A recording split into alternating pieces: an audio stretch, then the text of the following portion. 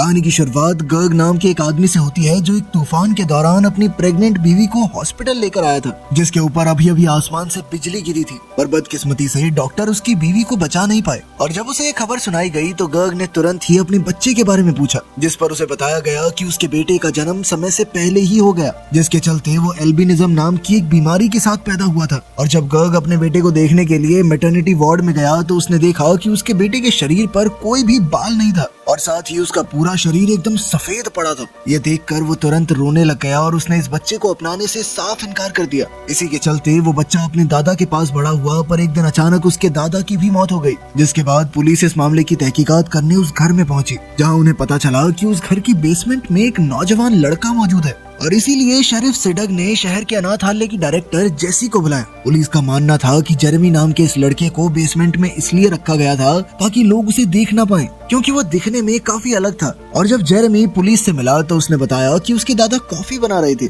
कि तभी अचानक वो जमीन पर गिर गए और कुछ देर बाद ही उनकी मौत हो गई। साथ ही जेरेमी ने जेसी को बताया कि वो बेसमेंट में सूरज की रोशनी से बचने के लिए रहता था, क्योंकि सूरज की रोशनी से उसकी आंखों में जलन होती है। कभी स्कूल न जाने के बावजूद जेरेमी ने हजारों किताबों को पढ़कर काफी ज्ञान इकट्ठा कर लिया था और अब तक जैसे भी समझ चुकी थी कि ये कोई आम लड़का नहीं है और इसीलिए उसने जेरेमी को अपने साथ अनाथालय ले जाने का फैसला किया। और जैसे ही जेरेमी अपने नए घर में पहुंचा तो वो तुरंत ही सबकी नजरों में आ गया और उसके बिल्कुल सफेद शरीर की वजह से सभी उसका मजाक उड़ाते। अगले दिन लंच टाइम के दौरान वो अकेला बैठकर खाना खा रहा था कि तभी जॉनी और उसके साथियों ने जेरेमी को परेशान करना शुरू कर दिया और अब वो चाहते थे कि जेरेमी एक चम्मच को अपनी नाक में घुसाए। पर जेरेमी ने जॉनी की बात सुनने की बजाय एक चम्मच उठाकर उस पर अपना अंगूठा मसलना शुरू कर दिया, जिसके कुछ ही सेकंड बाद आसपास की सभी लोहे की चीजें उस चम्मच से आकर चिपक गई, जिसे देखकर वहां मौजूद सभी लोग हैरान थे और अब वो समझ चुके थे कि जेरेमी सच में बहुत ज्यादा अलग है। उस दिन जैसी उसे एक डॉक्टर के पास लेकर गई, जिसने उसकी अच्छे से जांच करके बताया कि शरीर पर एक भी बाल न होने के बावजूद भी जेरेमी बिल्कुल स्वस्थ है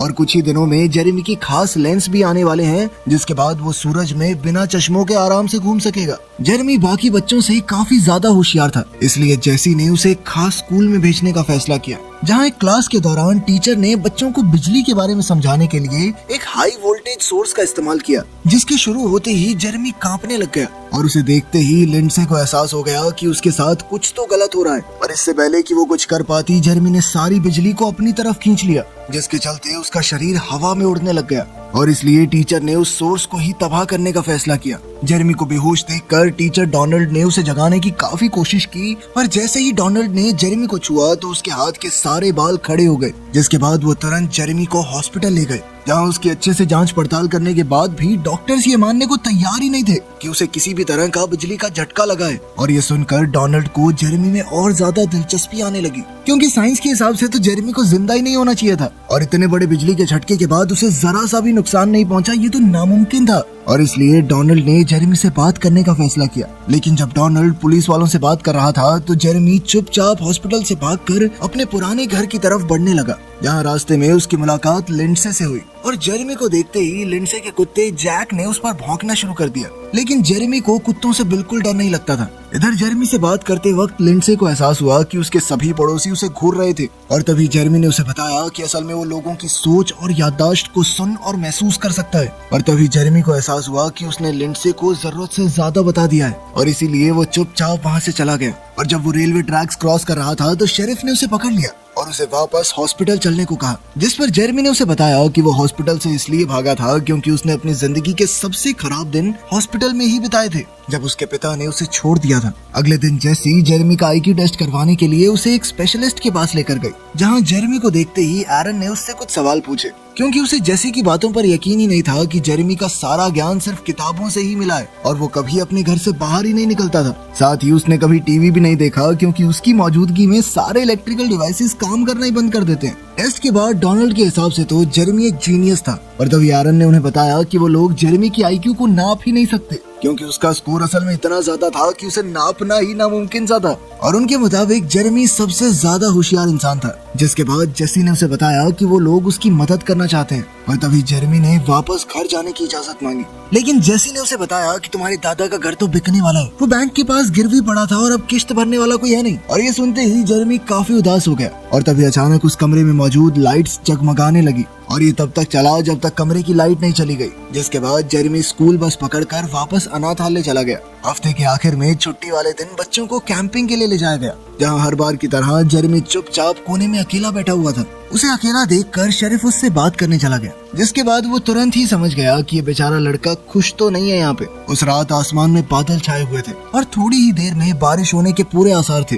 जिस पर जेरेमी ने बताया कि बारिश के दौरान उसे हमेशा ऐसा महसूस होता है मानो वो उसी का एक हिस्सा हो। वो बारिश की हर बूंद को अच्छे से महसूस कर पाता है और मानो बिजली तो उसकी ही तरफ आ रही हो। साथ ही उसने बताया कि उसकी दादी हमेशा ये कहती थी कि बिजली भगवान बनाते हैं, पर वो आज तक ये बात समझ नहीं पाया कि आखिर भगवान ने उस रात उसकी माँ को क्यों छीना। जिस पर शेरिफ ने उससे पूछा कि आखिर उसे कैसे पता चला कि उसकी माँ की मौत बिजली की वजह से हुई थी। जिस पर जेरेमी ने उसे बताया कि उसे अपने पैदा होने से पहले की चीजें भी याद हैं। अगली सुबह जेरेमी काफी जल्दी उठकर नेचर को पहली बार महसूस करने के लिए जंगल में पहुंच गया, जहाँ कई सारी छिपकलियां तुरंत ही उसके पास आ गई और उन्हीं में से एक उसके हाथ पर आकर बैठ गई। पर जैसे ही जॉनी और मिच वहाँ आए तो सभी जानवर तुरंत वहाँ से भाग गए। असल में वो दोनों जंगल में शिकार कर रहे थे और जब उन्होंने निहत्थे और कमजोर जेरेमी को देखा तो जॉनी ने तुरंत ही उस पर बंदूक तान दी। जिसके बाद मिच ने अपने दोस्त को रोकने की काफी कोशिश की, पर जॉनी इसके लिए तैयार नहीं था। पर जैसे ही वो गोली चलाने वाला था तभी उन लोगों को पास से एक और गोली की आवाज आई, जिसके बाद वो सभी तुरंत उस तरफ भागे। जहाँ पहुंचकर उन्होंने देखा कि डेप्यूटी हार्ली ने अभी अभी एक हिरन का शिकार किया था और वो बेचारा हिरन अपनी आखिरी सांसें ले रहा था। जैसे ही जेरेमी ने उस हिरन की आंखों में देखा तो वो उस बेजुबान जानवर के दर्द को महसूस कर पा रहा था। तभी हार्ली ने उससे हिरन को दूर करने की कोशिश की, पर जेरेमी ने उसका हाथ पकड़कर हिरन का सारा दर्द हार्ली को ट्रांसफर कर दिया। जिसके बाद हार्ली जमीन पर लेटकर चिल्लाने लग गया और ये देखते ही जॉनी के पास अब जेरेमी को गोली मारने की एक वजह थी और उसने तुरंत ही अपनी बंदूक जेरेमी के ऊपर तान दी। लेकिन फिर ऐन वक्त पर मिच ने बंदूक को आसमान की तरफ मोड़कर जेरेमी को बचा लिया और अचानक गोली की आवाज से घबराकर जेरेमी ने भी हार्ली को छोड़ दिया। इसके बाद जेरेमी को प्रिंसिपल ऑफिस ले जाया गया, जहाँ उन्होंने उससे पूछा कि आखिर हार्ली को एक हार्ट अटैक के चलते हॉस्पिटल में क्यों ले जाया गया है। जिस पर जेरेमी का कहना था कि हार्ली को एहसास नहीं था कि आखिर उसने उस बेजुबान हिरन के साथ क्या किया है और उसने तो बस उस हिरन का दर्द हार्ली को महसूस करवाया है। पर शेरिफ को इस बात पर भरोसा नहीं था और इसीलिए वो जेसी को कमरे में जेरेमी के साथ अकेला छोड़कर बाहर चला गया।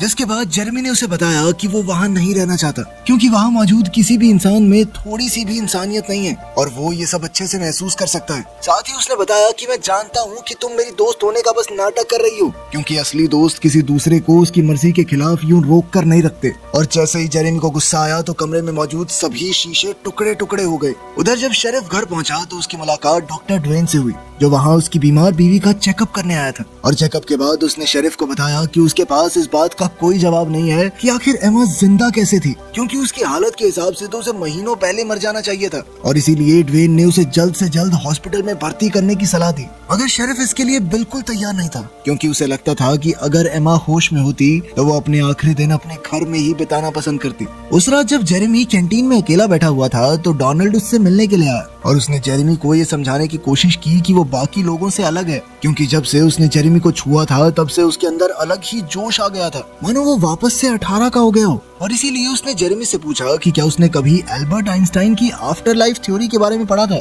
जिसके मुताबिक एनर्जी को बनाया या खत्म नहीं किया जा सकता, वो सिर्फ अपना रूप बदलती है। और साथ ही अगर इंसान अपने दिमाग को 100% इस्तेमाल कर ले तो वो एनर्जी की फॉर्म में बदल जाएगा और उसे शरीर की जरूरत ही नहीं पड़ेगी। और अब डोनाल्ड का मानना था कि जेरेमी की माँ के साथ हुए हादसे की वजह से जेरेमी का दिमाग इस लेवल तक पहुँच गया है जहाँ तक आज तक कोई दूसरा इंसान नहीं पहुँच पाया। और अब डोनाल्ड को जेरेमी के लिए डर लगने लगा था, क्योंकि उसे सारा ज्ञान सिर्फ किताबों के जरिए मिला था, पर वो ये नहीं जानता और समझता था कि इंसान क्या क्या गलत कर सकते हैं। और साथ ही साइंटिस्ट का मानना था कि जेरेमी के लेवल तक पहुंचने के लिए इंसानों को हजारों साल लगेंगे अभी, और इसीलिए डोनाल्ड उसे इस दुनिया के हिसाब से ढलने में उसकी मदद करना चाहता था। जिसके बाद उसने जेरेमी के साथ हाथ मिलाया और एक बार फिर से उसके शरीर के सारे बाल खड़े हो गए। उधर जेरेमी भी पहली बार किसी इंसान को छू रहा था, क्योंकि अभी तक तो सभी लोग उसे छूने से डरते ही थे। कुछ दिनों बाद शेरिफ डेप्यूटी हार्ली से मिलने के लिए उसके घर गया, जहां उसने देखा कि हार्ली ने अपने सभी हथियार हटा दिए थे। और इस बारे में जब शेरिफ ने हार्ली से पूछा तो उसने बताया कि जिस दिन उसने हिरन का शिकार किया था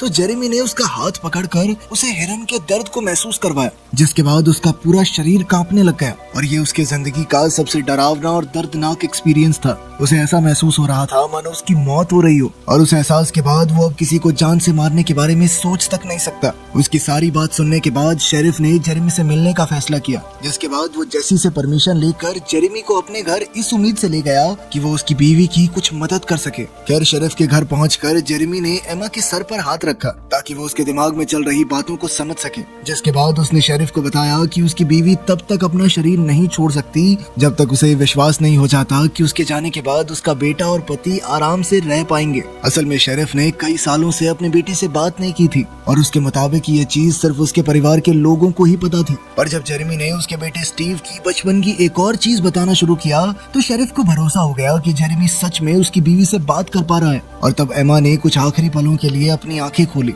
जिसके बाद वो शेरिफ को हमेशा के लिए अलविदा कहकर इस दुनिया से चली गई। और जैसे ये खबर स्टीव तक पहुंची तो वो तुरंत ही वापस अपने घर आ गया और उसने न जाने कितने सालों बाद अपने पिता को गले लगाया। खैर कुछ दिन बाद लिंडसे ने जेरेमी को पार्क में मिलने बुलाया और वो इस मौके पर जेरेमी से जानना चाहती थी कि आखिर लोग अंदर से कैसे होते हैं, जिस पर जेरेमी ने बताया कि ज्यादातर लोग अपने आसपास की दुनिया से जुड़े नहीं हुए। पर लिंडसे को उसकी ये बात समझ नहीं आई। इस पर जेरेमी ने उसे समझाया कि तुम्हारी कोई गलती नहीं है, असल में इंसानी दिमाग एक लिमिट तक ही सोच सकता है। और इसी के चलते लोग ये नहीं समझ पाते थे कि इस दुनिया में मौजूद हर एक जिंदा चीज किसी न किसी तरीके से जुड़ी हुई है। और इसी चीज को साबित करने के लिए उसने लिंडसे का हाथ पकड़ लिया, जिसके बाद वो दोनों एक दूसरे के मन को पढ़ पा रहे थे। और इसी दौरान लिंडसे को पता चला कि जेरेमी जिस दिन पैदा हुआ था उसी दिन उसके पिता ने उसे छोड़ दिया था। और ये जानकर उसे बहुत ज्यादा दुख हुआ। एक दूसरे को पूरी तरह जानकर वो काफी करीब आ गए। और तभी अचानक से लिंडसे के पिता ने उन्हें देख लिया और वो जेरेमी पर चिल्लाने लगे। ये देखकर जेसी तुरंत ही जेरेमी को बचाने के लिए वहाँ पहुँच गई।